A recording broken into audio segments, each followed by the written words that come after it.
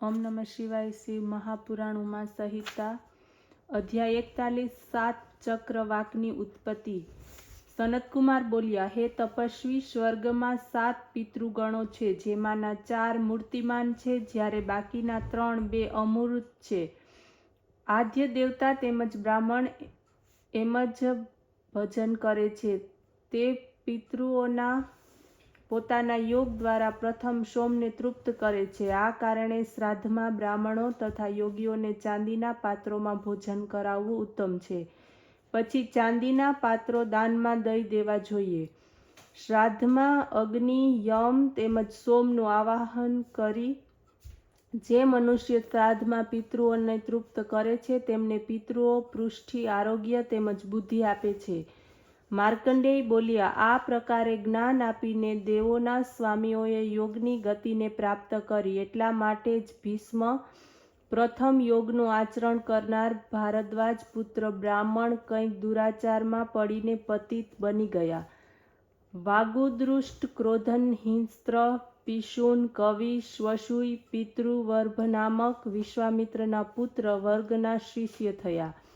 પિતૃના મૃત્યુ થતાં સર્વ પ્રદેશમાં રહેતા તેઓ ગુરુની આજ્ઞાથી કપિલ ગાયના પાલક થયા.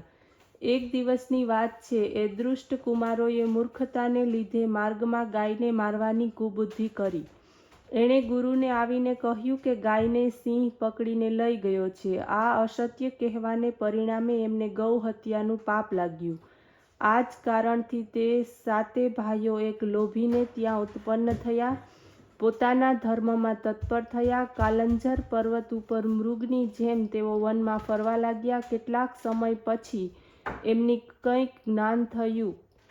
એ પાપમાંથી મુક્તિ થવાની એમની ઈચ્છા થઈ. તપસ્વીઓના ઘરમાં જઈને તેઓ ભોજન કરવા લાગ્યા.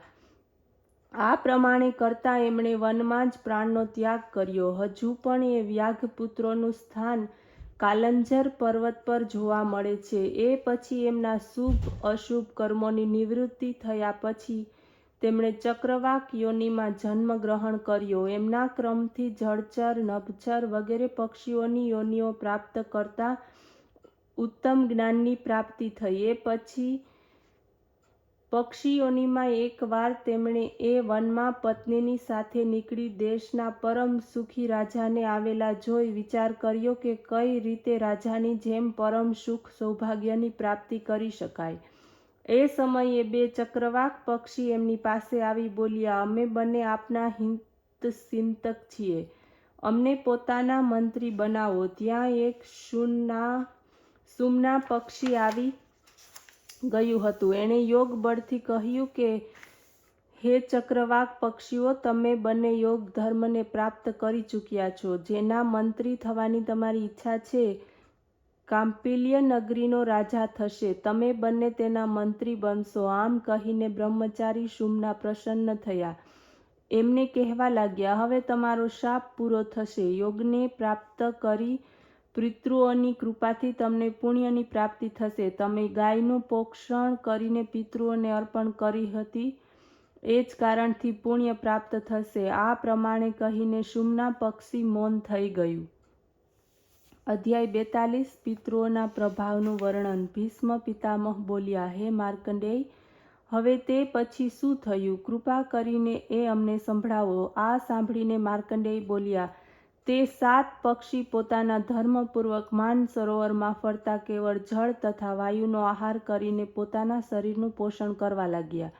અને તે રાજા પણ પોતાની પત્ની સાથે પોતાની નગરીમાં પાછો ફર્યો. તેમને અનુ નામે પરમ ધર્માત્મા પુત્ર હતો. તેને રાજ સિંહાસન ઉપર બેસાડી વૈભ્રાજ રાજા વન તરફ ગયો. એ જ વનમાં પહોંચ્યો જ્યાં એનો સહચર હતો.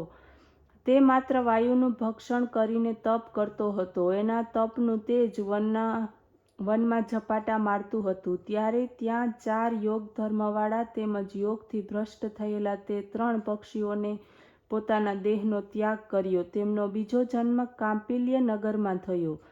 આમાં 4 સ્મૃતિવાળા થયા તેમજ 3 મોહિત થયા.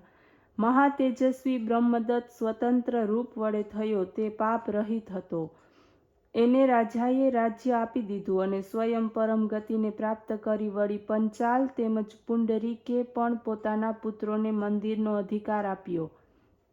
તેમણે પરમ ગતિને પ્રાપ્ત કરી. હે ભીષ્મ, એ 7માંથી બાકીના જે 4 હતા તે એ જ નગરીમાં દરિદ્ર બ્રાહ્મણના કુળમાં જન્મ્યા. તે 4 વેદ શાસ્ત્રોની વિદ્યામાં નિપુણ થયા. ભગવાન શંકરની ભક્તિમાં તત્પર થઈને વનમાં ચાલ્યા ગયા. ભગવાન શંકરની ભક્તિ તેમજ સ્મરણ કરવાથી મુક્તિ પ્રાપ્ત થાય છે. ઓમ નમઃ શિવાય.